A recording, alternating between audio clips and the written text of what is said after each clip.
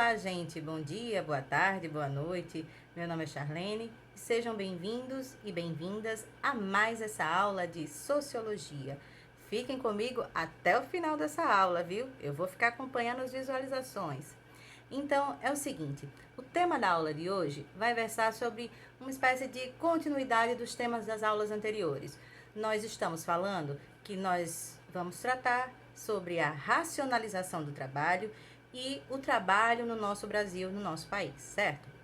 Então, quando a gente fala de racionalização do trabalho, nós estamos falando de formatos, de formas científicas de organização do trabalho que foram introduzidas, né, no sistema de produção, certo? E aí, não se preocupem que apesar do termo ser, né, meio racionalização, né, é um tema simples, né? E aí eu vou trazer algumas experiências, alguns exemplos para vocês conseguirem visualizar, mas não apenas isso. Vou trazer também a questão lá do filme Tempos Modernos, que eu acho que exemplifica bastante, tá? Então, vejam bem, quando a gente se refere à racionalização do trabalho, nós estamos falando sobre um aperfeiçoamento do sistema produtivo que foi trazido por algumas pessoas, por alguns pensadores e por alguns donos de fábricas, né, que foram trazidos para otimizar a produção dentro das indústrias, dentro das fábricas, certo? Vocês já sabem que nós aprendemos nas aulas anteriores que o trabalho ele passou por diversas transformações ao longo da história. Então, né, inicialmente era o trabalho artesanal, né, que era todo feito manualmente, que o trabalhador ele acompanhava esse processo de produção desde o início, né, com a matéria-prima até o processo final. Depois nós vimos a manufatura, que é o trabalho manual, mas que há uma divisão das tarefas, que é uma divisão do trabalho socialmente. E depois nós vimos com a Revolução Industrial que a introdução das máquinas no processo produtivo, tá? Que é o que a gente chama de maquinofatura, tá? Com essa maquinofatura se desenvolveu também os sistemas em linhas de montagem, certo? Quando eu falo linhas de montagem, eu estou falando também daquela esteira rolante lá que o trabalhador ficava assumindo uma tarefa, o outro assumia outra tarefa e assim sucessivamente. Lembrem-se do filme Tempos Modernos. E quem não assistiu, corre para assistir, que é um filme muito interessante, muito engraçado, que trata sobre isso e com bastante humor, certo? Então, vejam só, houve um processo de aperfeiçoamento desse sistema de produção que foi proposto por Frederick Taylor, tá? Frederic ou Frederick Taylor, como vocês quiserem chamar, e que ele estudou, né, vários métodos, ele observou várias ações, vários trabalhos, e aí ele escreveu em um livro esses métodos, esses princípios científicos para aperfeiçoar o sistema de produção.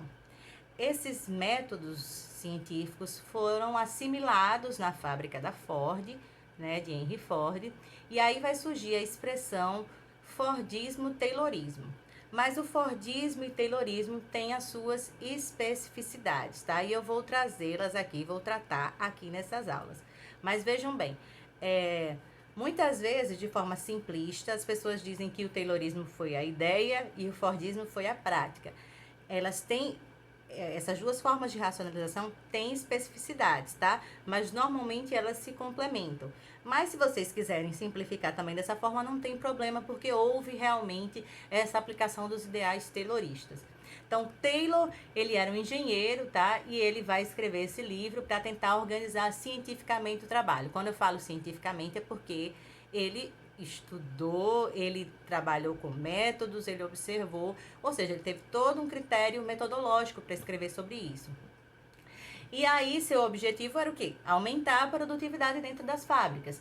E tudo aquilo que ele pensou teve um impacto muito grande nos processos industriais, né, no mundo todo. Então, por isso que nós estamos estudando atualmente isso. Quais são as características daquilo que ele pensou, né, para aumentar a produtividade nas fábricas, né? Quais são as características do Taylorismo? Primeira coisa que eu acho que é importante quando a gente fala em Taylorismo é pensar em controle do tempo, tá? os trabalhadores agora não deveriam improvisar nenhuma ação, eles deveriam fazer apenas aquilo que já tivesse sido testado anteriormente, né? Não cabia improvisos. Ele tinha que fazer mais em menos tempo. Então, havia um controle do tempo do trabalhador para realizar determinada tarefa. Então, inclusive, se a gente pensar depois na Ford, né, aquela questão da esteira, né, da linha de montagem, né, a gente vê que se você não fizesse aquilo naquele tempo, você perderia a questão da produção. Então, você tinha que fazer exatamente naquele tempo, tá? Houve também essa questão da separação das tarefas do trabalhador e uma especialização dessas tarefas. Ele percebeu, por exemplo, que tinha gente que tinha mais aptidão para uma coisa, gente que tinha mais aptidão para outra, e aí ele começou também a melhor organizar, né, essa questão dessas tarefas e fazer com que você ficasse especializado, né, muito bem em uma determinada tarefa, que não houvesse falhas, que você fosse especialista naquilo que você fosse fazer, certo?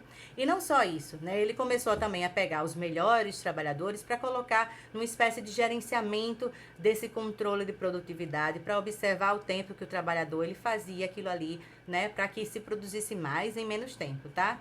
Então, esses métodos que foram aplicados, todos foram testados anteriormente por ele. Por isso que eu falei que não cabia improviso, certo?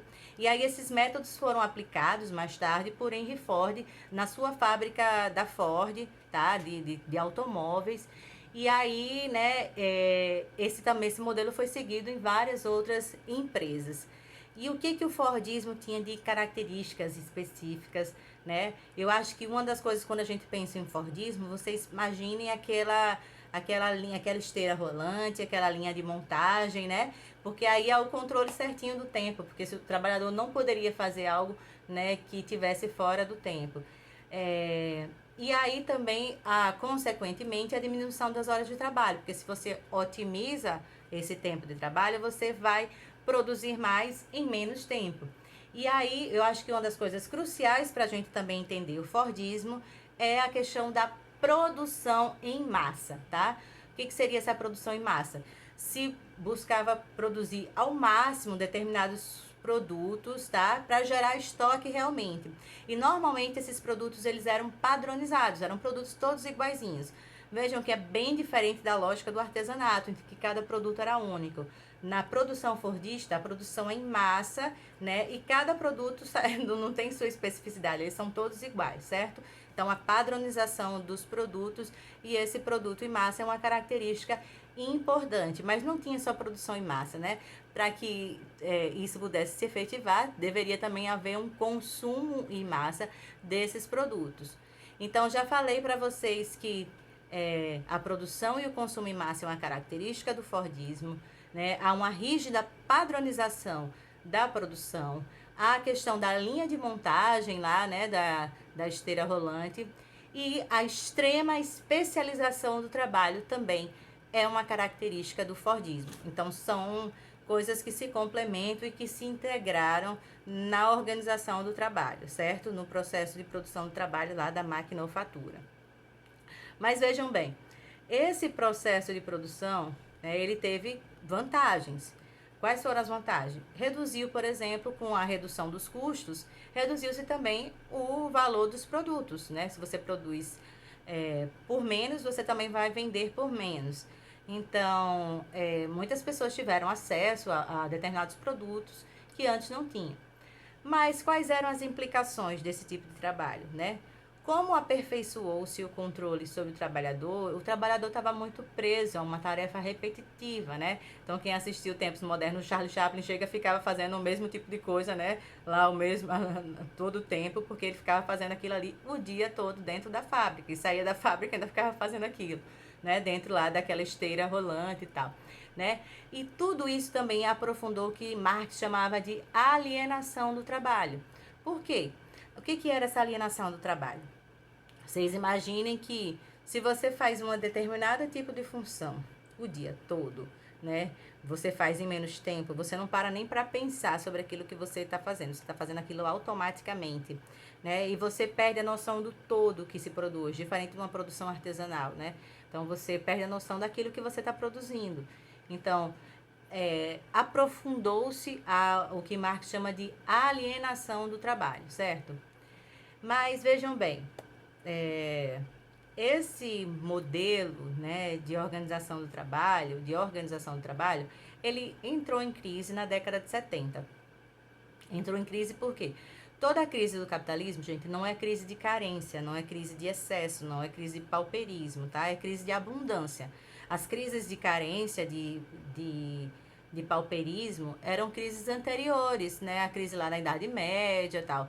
No capitalismo são crises de abundância, né? Se você produz muito, né, gerando um estoque e não há um consumo em massa, o que vai acontecer? Crise, tá? Então, os burgueses, na década de 70, começaram a repensar alguns métodos para retomar os seus lucros. E aí que vai surgir, vai despontar, né, numa fábrica lá da Toyota Motor Company, o que a gente chama de toyotismo. O que seria esse toyotismo? São sistemas flexíveis de produção. Na verdade, os capitalistas perceberam que uma das coisas que eram problemáticas naquele momento era se produzir em massa. Porque se você se produz em massa e não tem um consumo em massa, você vai ter produtos encalhados na prateleira. Né? No caso dos carros, não, mas ficam encalhados, mas não na prateleira. Você vai ter produtos encalhados. E se esses produtos estão encalhados, você entra em crise, depois a empresa quebra, assim sucessivamente. Então, qual é a lógica que começa a vigorar nesse momento lá nas fábricas da Toyota? É produzir de acordo com a demanda, certo? Produzir de acordo com a demanda, rebaixar os custos com relação à produção, para evitar, né, que houvesse essa crise, digamos assim, dentro das fábricas. Então, o que é produzir de acordo com a demanda? Se o mercado está exigindo que tenha muitos carros, então as fábricas vão produzir muitos carros. Se não tiver querendo comprar carro, então não se produz carros, certo? Então há uma flexibilidade na produção, né? A produção se torna uma produção flexível. A organização do trabalho também se torna flexível. E aí, nesse sentido, eles precisavam de um mínimo de trabalhadores para poder flexibilizar ainda mais essas questões. Porque se tem mais trabalhador, você tem mais problema em ficar demitindo o trabalhador. Então, deveria ter um trabalhador para fazer uma porção de tarefas. O trabalhador multifuncional, tá? É o que começa a vigorar nesse momento. Antes era o trabalhador especializado em uma tarefa lá no Fordismo Taylorismo, não era isso? Agora o trabalhador vai ter que fazer várias tarefas. O toyotismo também ele surge diante do que a gente chama de terceira revolução industrial, né, que é a revolução técnico-científica. E aí também é um processo de autonomação das fábricas, né? E aí o trabalhador, na verdade, ele teria que não agora ficar mais restrito a uma determinada tarefa, mas acompanhar todo o processo produtivo e ir ajudando, né, lá as máquinas e tal, né? Quando dá algum problema, ele ia lá e fazia uma coisa. Quando dava outro problema, ele ia lá e fazia outra coisa. Então ele tinha que saber de tudo um pouco. Então, essa ideia de um trabalhador multifuncional também surge a partir do toyotismo, tá? Normalmente se priorizava uma entrega mais rápida, né, uma quantidade exata do que se pedia, né, e garantindo a qualidade, certo? Bom, gente, mas isso tudo trouxeram algumas consequências, né, para a vida prática do trabalhador. Vocês imaginem que lá no Fordismo e Taylorismo, a despeito de todo o controle que existia, o trabalhador ele tinha mais estabilidade, ele tinha direitos, tá? Ele tinha direitos sociais e trabalhistas garantidos. Como é que vai se garantir direitos sociais e trabalhistas numa lógica toyotista? Vocês pararam para refletir? Porque vejam bem, se eu vou produzir de acordo com a demanda, se a demanda me exige, sei lá, 2 produtos, né? Eu vou lá e entrego 2 produtos, né? E aí eu tenho uma quantidade de trabalhador para fazer esses 2 produtos. Mas se a demanda for nenhum produto, o que é que eu vou fazer com esses trabalhadores? Na lógica do empresário, do dono da fábrica, é demitir esses trabalhadores. Mas se esses trabalhadores tiverem direitos sociais, trabalhistas, garantidos, vai ser fácil do trabalhador demitir? Para o empresário, melhor dizendo, para o patrão demitir? Não, não é? Então, começa-se uma lógica a partir daí, né, de flexibilizar os direitos trabalhistas. Veja, isso não é vantagem para o trabalhador, é vantagem para o dono da fábrica, para poder demitir e contratar quando ele bem quisesse. Então, se o momento exige, se o mercado exige vários carros, contrata-se vários trabalhadores. Se o momento não exige, não está pedindo, o mercado não está pedindo, então demite-se esses trabalhadores sem encargos trabalhistas nenhum. Então, começa-se a lógica do trabalhador flexível, que é o que eles chamam, tá? Que é um trabalhador que faz várias tarefas, ou seja, multifuncional, polivalente, né? Mas é o que a gente chama de trabalho precarizado. Quando eu falo que é trabalho precarizado, é que os vínculos trabalhistas são vínculos precários, frágeis, tá? É o que a gente chama de subemprego, de contrato temporário, de terceirização, é o que a gente chama de trabalho de tempo parcial, né, que tem menos horas, mas tem menos direitos e menos salário, né? Então, tudo isso. Então, começa a despontar também, a partir daí, né, a informalidade. Não à toa, nós temos no nosso Brasil, né, quase 60% de brasileiros que se encontram na informalidade e por isso também é tão difícil encarar essa pandemia nesse momento, né? Porque as pessoas precisam sair para garantir seu sustento diário e tal. O que é necessário garantir o isolamento, mas é difícil fazer com que as pessoas, porque as pessoas precisam comer e se alimentar. Então, essa lógica do trabalhador flexível surge a partir desse toyotismo, tá? E todas essas formas de organização do trabalho que eu mencionei aqui para vocês, elas tiveram também seus momentos no nosso país, na história do trabalho no nosso país, certo? Vocês sabem que a gente teve no Brasil como trabalho predominante por mais de 350 anos o trabalho escravo, tá? Mas não foi só o trabalho escravo que nós tivemos até agora. Então, houve a abolição da escravatura e com a abolição da escravatura, né, a gente poderia dizer, não, os trabalhadores que eram escravizados foram incorporados como mão de obra, né, na sociedade brasileira. Não, não houve essa incorporação da mão de obra dos ex-escravos como trabalhadores livres, ex-escravos e ex-escravos como trabalhadores livres.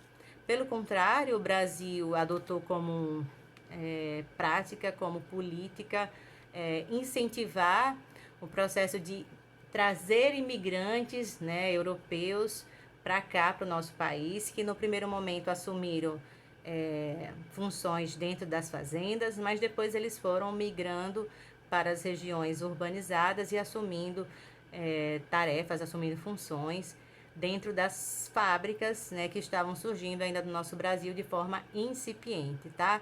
Lá no século XIX, final do século XIX. Então, nós tivemos esse processo de imigração. Não significa também que esses imigrantes tinham direitos sociais e trabalhistas garantidos nesse momento, né? Não tiveram. Eles foram tomando, digamos assim, né, conta das fábricas, eles foram tomando uma dimensão maior dentro das fábricas, mas eles não tinham direitos trabalhistas garantidos, mas eles trouxeram muitas vezes a experiência, né, dos trabalhadores lá da Europa e de certa forma contribuíram a impulsionar as lutas, né, aqui dentro das fábricas no nosso Brasil, tá? Então, num primeiro momento não tinha nenhum direito, né? Trabalhavam sem uma jornada definida, sem salário, sem férias, sem nada disso. E as lutas começaram a ganhar, a tomar conta do nosso Brasil lá no início do século XX. E nós tivemos uma greve bastante importante, que foi a greve lá de 1917, tá? E essas lutas foram se tornando cada dia mais massivas, até que na década de 30, Getúlio Vargas, né, diante de todas as lutas que estavam acontecendo no nosso Brasil, ele criou as primeiras leis trabalhistas, como um reflexo das lutas que estavam acontecendo no nosso Brasil, certo? Em 1943, ele criou a CLT, né, e regulamentou a jornada de trabalho, salário mínimo, férias, trabalho feminino, trabalho infantil, tudo isso que estava solto, tá? Então, nós tivemos também uma mão de obra predominantemente rural no nosso Brasil durante um bom tempo, mas nós tínhamos já uma diversidade também de trabalhos no setor de serviço e etc. Bom, gente, mas já que eu expliquei sobre essa questão dos modelos de organização do trabalho, é importante que vocês saibam que no nosso Brasil o modelo fordista, taylorista predominou, né, até a década de 90. A década de 90 é que vai haver um processo de abertura econômica, tá? E uma desregulamentação trabalhista. Havia os movimentos sindicais que defendiam, que eram contrários a isso, que defendiam a redução da jornada de trabalho, mas os patrões e governos, né, orquestravam medidas, né, de tentar trazer uma reforma, flexibilizar a legislação trabalhista e sobre o argumento de que iria aumentar o número de postos de trabalho, tá? Ou seja, eles achavam que os patrões tinham muitos encargos trabalhistas e que por isso não contratavam mais. Era essa a desculpa que se utilizava. Foi essa desculpa que se utilizou para se aprovar a reforma trabalhista agora em 2017, no governo Temer, sobre a desculpa de que os empregos iriam aumentar. Nós tivemos essa aprovação da reforma trabalhista, vários direitos, né, que tinham sido conquistados desde a época da CLT foram flexibilizados, tá? Né, até outras modalidades de trabalho que eram impensáveis foram implementadas a partir daí. A terceirização também tinha sido algo que ficou ampliado agora a partir desse momento. E aí, gente, se prometeu, né, que com essa reforma trabalhista aumentariam os números de empregos. E aí eu pergunto para vocês, meus alunos, minhas alunas, é isso que estamos visualizando, né? Nós estamos vendo as pessoas empregadas no nosso país, né? Até os últimos dados do IBGE, nós tínhamos em média 13 milhões de desempregados no Brasil, mais 5 milhões de desalentados. Desalentados, para quem não sabe, são aquelas pessoas que já cansaram, desistiram de procurar emprego. Então, nós vimos, ou estamos presenciando recentemente, inclusive agora durante a pandemia, diversos ataques aos direitos sociais e trabalhistas que foram conquistados historicamente com muita luta, tá? E aí eu queria que vocês refletissem sobre isso, né, diante de um cenário que estamos visualizando, certo? A população tem mais emprego ou não tem, né? Por que se flexibiliza direitos trabalhistas? Isso é em razão, né, do trabalhador ou isso é para garantir maiores lucros, né, para os patrões? Lembre-se do que eu falei sobre toyotismo, né?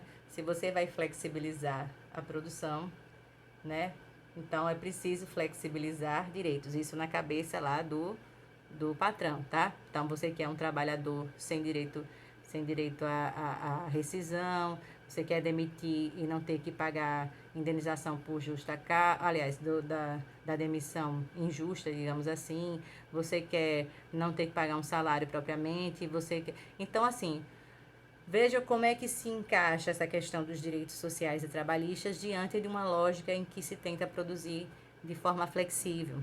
E eu espero que vocês tenham compreendido esses temas que eu trouxe na aula de hoje e quaisquer dúvidas que tiverem, né, podem perguntar no Classroom ou fazer uma pergunta diretamente lá no WhatsApp, certo? Então, bons estudos para todos vocês, né? E nos vemos na próxima aula. Tchau, tchau!